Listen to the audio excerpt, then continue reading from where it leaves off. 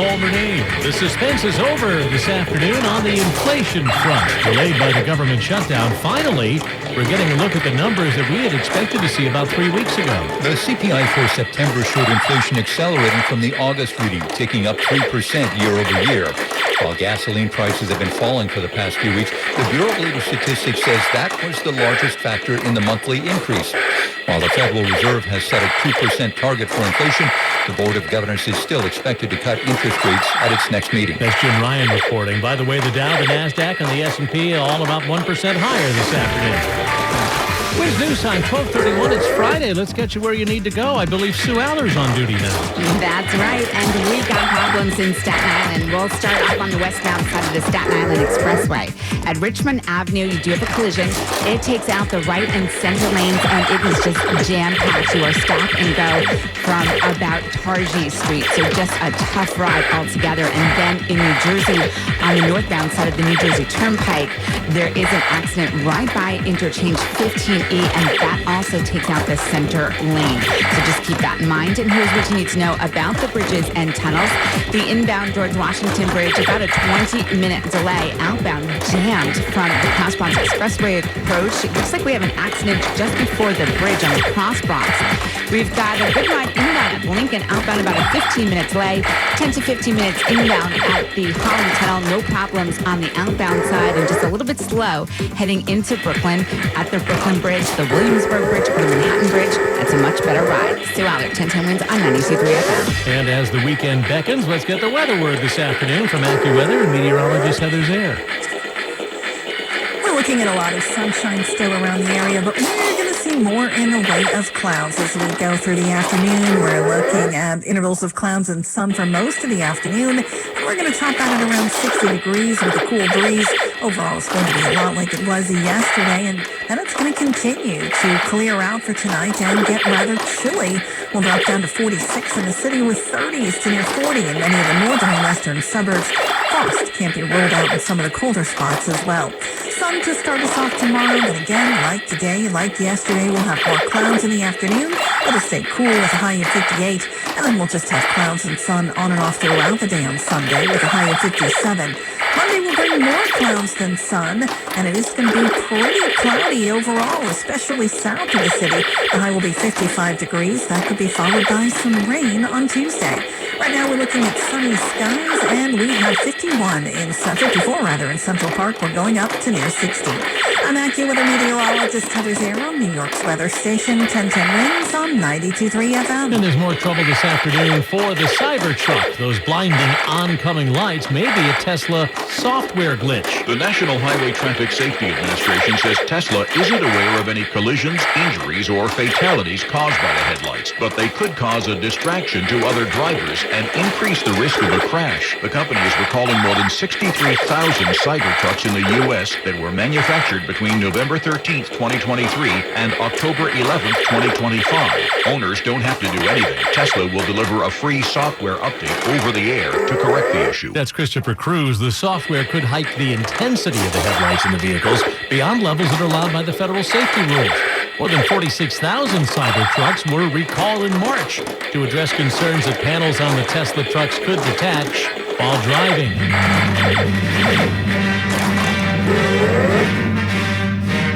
Well, a musician gave the Ohio National Guard troops in D.C. a little Star Wars soundtrack during a protest this fall. That tuneful demonstration led to his being handcuffed. Now Sam O'Hara is suing the District of Columbia, saying officers violated his constitutional rights. O'Hara says he didn't interfere with the troops back in September, but he was held for 15 to 20 minutes, he says, before he was released without charge. His cheeky filing states that the law might have tolerated government conduct of this sort a long time ago in a galaxy far, far away. But in the here and now, he goes on to say the First Amendment bars government officials from shutting down peaceful protest. Lawsuit names 4 Metro police officers and the Guard member who called the cops. No comment from the D.C. police, the mayor of Washington, Muriel Bowser, and the Ohio National Guard. Alaska Air is back in the sky after a tech glitch impacted more than 200 flights. The airline blames an information technology outage for the cancellation of 229 flights. Delays and disruptions are expected to continue as the aircraft and crew are all repositioned on not just Alaska, but also Horizon Air Flight from the nature preserves of Massapequa to the lively downtown of Rockville Center. We are Long Island's all-news station. The News Watch never stops. This is 1010 Wins at 92.3 FM. You give us 22 minutes, we'll give you the world. Good afternoon, sunny, 54 degrees and heading to 60 on this Friday. I'm Paul Murnane, and at 12:40, here's what's happening. New York's Attorney General pleads not guilty to the mortgage fraud case with a little fire and brimstone outside the courthouse. This is not about me. This is about all of us. An upskirting suspect in the subway is the subject of a police hunt this afternoon on the East Side. The top Democrat in the House seems finally ready to bestow his endorsement in the New York mayor's race. Something new at FIT, the first addition to the Manhattan campus in decades. After canceling trade talks, is President Trump willing to wager on the World Series? Canada's Prime Minister says he'd take the bet. 1010 Wins AccuWeather. More clouds moving in with that brisk breeze. We're heading to a high of 60 this afternoon. Winds News Time 1241 as we get you where you need to go, and it's Friday, and that's always fun. Here's Sue Allard. Just not fun if you're driving, especially in Queens. You have construction on the LIE Boldways right at Springfield Boulevard, so you're going to be slow. But now on the Grand Central Parkway on the eastbound side, you're jammed. Coming through the Kew Gardens interchange, it looks like we have a stall, but then further east, right by the Clearview, it looks like an accident, and that is taking out one lane, so not a good ride at all. And here's what we see on Long Island's Big Three. Now, the Southern State Parkway on the eastbound side, just a little bit slow by Peninsula Boulevard. And on the LIE and also on the Northern State Parkway, you will have delays as you leave Nassau County and head into Queens. Here's what you need to know about the bridges and tunnels. You're slow both ways at the Throgs Neck Bridge. Also, Queensbound Whitestone Bridge is a little bit sluggish, and so is all three ways at the RFK Triborough Bridge, all because of construction. Inbound George, about a 10 to 15-minute delay. Outbound, that is 45 minutes. Outbound Lincoln is a 20-minute delay. Inbound looks okay, and 15 minutes both ways at the Holland Tunnel. Sue Allard, 1010 Wins on 92.3 FM. New York's top lawyer went to court today, but Letitia James was not there on any state business. She was on hand today as the defendant. In court, she pleaded not guilty. Outside court, Letitia James thanked her supporters. But this is not about me. This is about all of us. James says President Trump is weaponizing the justice system to get back at her after she brought a bank fraud case against him. This justice system, which has been used as a tool of revenge and a weapon against those individuals who simply did their job and who stood up for the rule of law. James is charged with mortgage fraud relating to the use of a home in Virginia. Juliette Papa, 1010 Wins on 92.3 FM. Mayoral contender Zoran Mandani heads to a city mosque today to address remarks from fellow contender Andrew Cuomo that he is calling disgusting. Cuomo has been targeting what he sees as Mamdani's inexperience. In a radio interview, asked if anyone could imagine Mamdani in the mayor's office in the event of another 9/11, but the host suggested that Mamdani would be cheering. Cuomo chuckled along, adding that's another problem. Governor Hochul, who's endorsed Mamdani, attacked Cuomo's comments in a tweet saying it's time to get out of the gutter. We're also hearing word today that a long-awaited endorsement is coming for Mamdani. Politico reports that House Minority Leader Hakeem Jeffries will throw his support behind the Democratic nominee sometime today. On Capitol Hill this morning, Jeffries was asked why he's refused to endorse Mamdani thus far. I have not refused to endorse. I've refused to articulate my position, and I will momentarily at some point in advance of early voting. Republican Curtis Sliwa taking part in a Veterans Roundtable event. That's at the New School in Manhattan later today. And early voting starts tomorrow, both in New York and in New Jersey. And the candidates in Nassau County sat down with 1010 Wins reporter Sophia Hall. We are an economic powerhouse. Republican incumbent Bruce Blakeman says Nassau County has low crime, more police officers, and is fiscally sound. Nassau County is a safe haven. It's the safest county in America. Niche magazine said where we were the most desirable place to live in New York State. His opponent, Democrat Seth Koslow, is an attorney who currently is a Nassau County legislator. We are trying to bring change and give people a voice again in government. Koslow talks about attacks from Blakeman's campaign that claims he condones rape. You know, he's coming after me and attacking me about a research paper I wrote when I was a law student. People play dirty games. Sophia Hall, 1010 Wins on 92.3 FM in Nassau County, Long Island. The NYPD is on the hunt for a pervy dude and his camera. The victim is a 32-year-old woman who was approached from behind on the escalator at the 53rd Street station on the Lexington line. The suspect put an electronic device beneath her skirt and made a run for it yesterday just before 11:30 in the morning. The man was wearing a gray sweatshirt, dark pants, black shoes. He was carrying a blue book bag. Police are hoping someone recognizes him from the images that are circulating and calls Crime Stoppers at 800-577-TIPS. The MTA is celebrating a milestone today. More than 3 billion riders with a B have now used their Omni Tap to Pay to access transit. MTA Chair Jano Lieber says it's the latest sign that the city is moving to the future as they near the completion of the phase-out of Metro cards at the end of the year. He also announced that yesterday the subway had its busiest day since the pandemic, surpassing a milestone that was set last December. Governor Hochul cut the ribbon today on a new $188 million academic building at the Fashion Institute of Technology. It's the first new academic building on that campus in nearly 50 years. Located at West 28th Street between 7th and 8th Avenues, the 10-story Joyce F. Brown building houses more than 24 classrooms and studios and is the largest campus knitting and weaving lab in the U.S.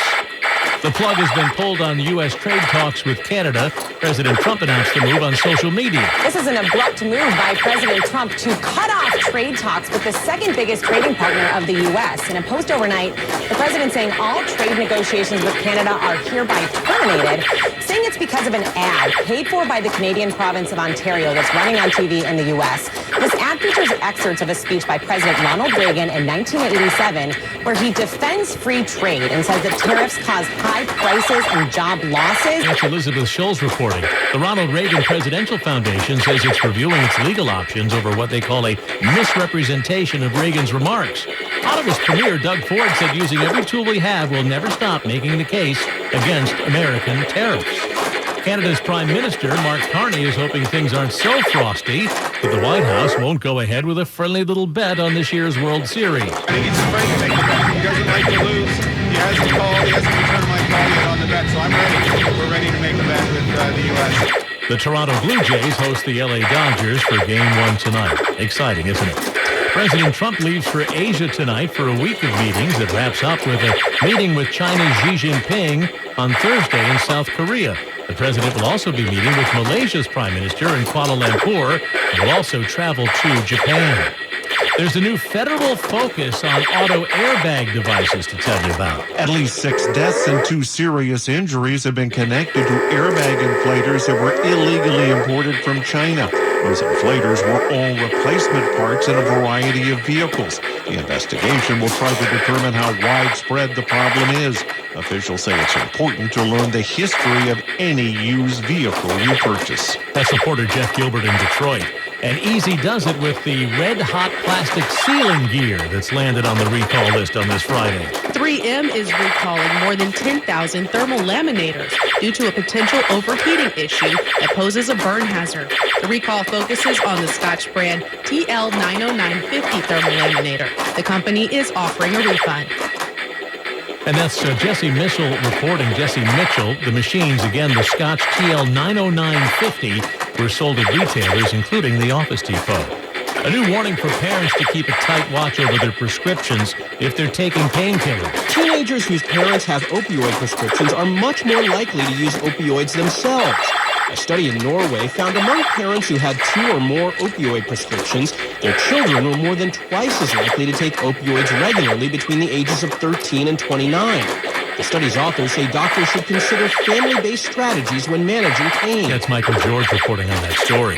Forecasters are watching Melissa churning in the Caribbean. That tropical storm could strengthen to a powerful hurricane and dump life-threatening rain on Haiti, where it could linger for more than a day. The storm could also soak and lash Jamaica.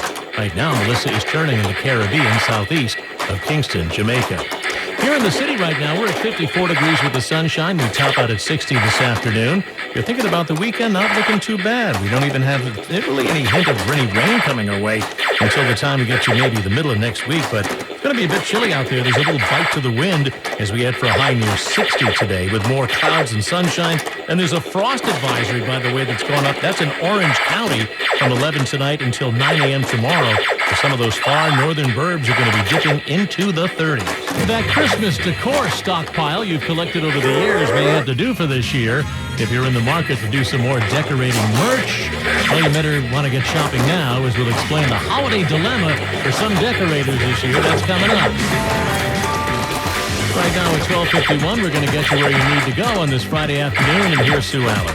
And here's what you need to know about the bridges and tunnels. The inbound George Washington Bridge, we've got a mess now, about a 30-minute delay to the upper level, all because of a collision blocking the right lane at the toll. So the lower level is better. Outbound, 45 minutes. There is an accident just before the upper level on the Cross Bronx Expressway approach. The Deegan approach is slammed both ways. So is the Harlem River Drive. So the best approach is going to be a little bit slow, but will be from the west side. Now, inbound Lincoln looks great. Outbound, though, we are seeing about a 30-minute delay. No major slowdowns at the Holland Tunnel, about 10 to 15 minutes. We are slow heading into Manhattan at the Williamsburg Bridge, so you might want to go with the Manhattan Bridge instead, and spotting an accident in Manhattan on the FDR Drive northbound, right around 79th Street. In Queens, there's another collision. It's on the Grand Central on the eastbound side, just past the Clearview.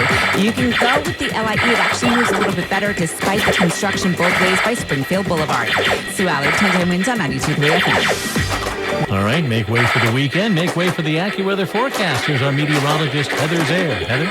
And not a bad forecast at all. Definitely starting to notice a little more cloudiness across the area now. We're going to have intervals of clouds and sunshine through the rest of the afternoon. And we'll have a cool breeze as well. Temperatures will top out at around 60 degrees. We're going to clear out then for tonight, dropping down to 46 in the city. And we'll get down to the 30s to near 40 in many of the northern and western suburbs. Tomorrow then, a lot like today and like yesterday, with a fairly sunny start and then more clouds in the afternoon. We'll stay cool with a high of 58. More clouds around at any time on Sunday. We'll have clouds and sun with a high of 57. And then on Monday, a fairly cloudy day. There can be a little bit of sun, but that's most likely north of the city. The farther south you go from the city, the likelier it is to be cloudy. We'll have a high of 55 degrees. Right now, though, we have partly sunny skies, and it's 54 in Central Park. We're going up today to near 60. I'm AccuWeather meteorologist Heather Zaire on New York's weather station, 10 Winds on 92.3 FM. And Heather, some of us won't wait for Halloween to wrap up before all the Christmas stuff goes up. And if you're adding to the holiday horde in the basement bins, well, this may not be your year. Let's get that story right now. Be here before you know it. And if you're planning to deck your own halls and banisters, shop now. Business owners are warning tariffs could lead to shortages of wreaths, garlands, and artificial trees. Industry experts tell the Wall Street Journal many companies paused or canceled imports during the peak manufacturing season. They're also warning what's already out there could be pricier than usual. They say consumers should expect to pay 18% more for decorations to spruce up rooms for the holidays. Deborah Rodriguez for 1010 Wins. All right, maybe some pumpkin shopping or maybe picking up a little candy for this weekend. Well, that's not part of your plans. How about some ideas? Here's Shelley Wade. Tell no one. This Halloween, one of New York City's most storied locations transforms into a gala masquerade event staged across 7 levels featuring dozens of artists, including spontaneous circus acts and roving performers, as curated by Evgenia Radilova and Rose Alice. Remember, tell no one. Visit tell-no-one.co for tickets. This Saturday, Barktoberfest's costume contest comes to Pier 57. Dress up your pet and register them for the costume contest, and you and your furry friend may win some fantastic prizes. Check-in begins at 11 a.m. Visit thedtmag.com/Barktoberfest to sign up. And that's some things to do this weekend. I'm 94.7 The Block's Shelley Wade for 1010 Wins. Twins News Time 12:56, and that brings us to Bloomberg Money Watch. Paul, YouTube TV subscribers are now at risk of losing Disney channels like ESPN and ABC if the two sides can't strike a new deal before the current one expires next week. YouTube TV, which has about 10 million subscribers, says it's negotiating for better rates and the ability to stream Disney content on its platform. Wall Street seeing a rally as cooler than expected inflation data reports is reinforcing investors' hopes that the Fed will cut rates next week. Stocks are higher. The Dow up 506 points, the Nasdaq up 293, the S&P ahead 63. I'm Erica Puskowitz, Bloomberg Money Watch on 1010 Wins at 92.3 FM. WINS FM in HD1 New York. Always live on the free Odyssey app. More people get their news from 1010 Wins than from any other radio station in the nation. Sarah Milano's our writer, and with Justin Schrager at the editor's desk, I'm Paul Murnane. All news, all the time. This is 1010 Wins at 92.3 FM, New York. Good afternoon. Sunny skies. It's 57 degrees in Manhattan at 1 o'clock. I'm Linda Lopez, and here's what's happening. Letitia James pleads not guilty in court today in the mortgage fraud case against her, but came out swinging against President Trump for calling on his Justice Department to take action against James. I will not be deterred. ICE agents have arrested a 16-year-old Bronx high school student who has legal status when he appeared for a routine check-in. An arrest in the brutal murder of a 36-year-old woman in Nassau County. A pizzeria in our area being told by Paramount to stop using its Godfather logo. I'm going to make him an offer he can't refuse. And the next time you're in London, you'll be able to check out a statue of Bridget Jones. 1010 Wins AccuWeather. Sunny skies today. We'll see a few clouds as we go into the afternoon, but overall, a pleasant day. High 60 degrees in the city. Wins News Time 101.